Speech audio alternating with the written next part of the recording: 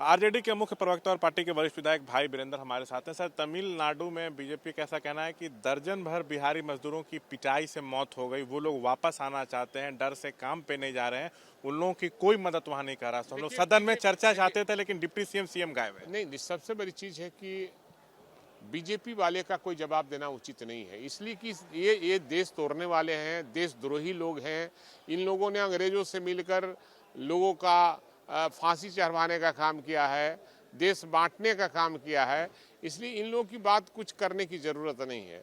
लेकिन जहाँ तक तमिलनाडु में घटना घटी है, सरकार हमारी संवेदनशील है और वहाँ की सरकार से भी बात हुई है और मांग किया गया है कि जांच करके जो दोषी हैं उस पर कार्रवाई सरकार करे। बीजेपी सदन से वॉकआउट की थी इस मुद्दे पे। बीजेपी कह रही है कि उनका कोई मुद्दा नहीं है, उनके पास कोई मुद्दा है ही नहीं, इसलिए वो वॉकआउट करते हैं। उनके मुद्दा रहे तब ना सदन में बैठेंगे।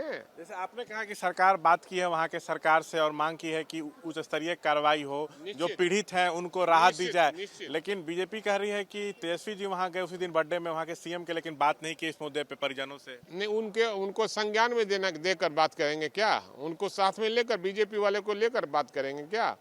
हमारे नेता बहुत संवेदनशील है इस मामले में, और बिहार के और देश की कहीं भी घटना घटती है, हमारे नेता तेजस्वी प्रसाद यादव वहां के संज्ञान लेने का काम। आखिरी सवाल, वो लोग जो मजदूर हैं वापस आना चाहते हैं, लेकिन ट्रेनों का टिकट नहीं मिल रहा है, काम करने नहीं जा रहे हैं। कहा कि सरकार बात की है और उचित कार्रवाई वहां होगी और वहां की भी सरकार दोषियों पर कार्रवाई करेगी। तो ये थे भाई वीरेंद्र जो साफ तौर से कह रहे हैं कि जरूरी नहीं कि बीजेपी को सब कुछ बताकर किया जाए। तो बिहार सरकार तमिलनाडु सरकार से बात की है, जांच की मांग की है, पीड़ितों को सुरक्षित वहां रखा जाए, इसकी मांग सरकार की तरफ से की गई है। तो बीजेपी के पास कोई मुद्दा नहीं है, ना बीजेपी की बातों को हम लोग गंभीरता से लेते हैं।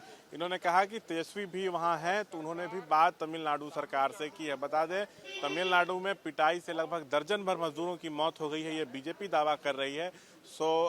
मजदूर जो है काम पर फैक्ट्रियों में नहीं जा रहे हैं, वापस आना चाहते हैं, लेकिन कोई उनकी मदद नहीं कर रहा है। बीजेपी इस तरह की बात बोल रही है। हत्या हुई है, लेकिन एक्चुअल आंकड़ा क्या है ये अब तक स्पष्ट नहीं हो पाया। कैमरा पर्सन शैलेश के साथ शशांक कुमार, एबीपी न्यूज पटना।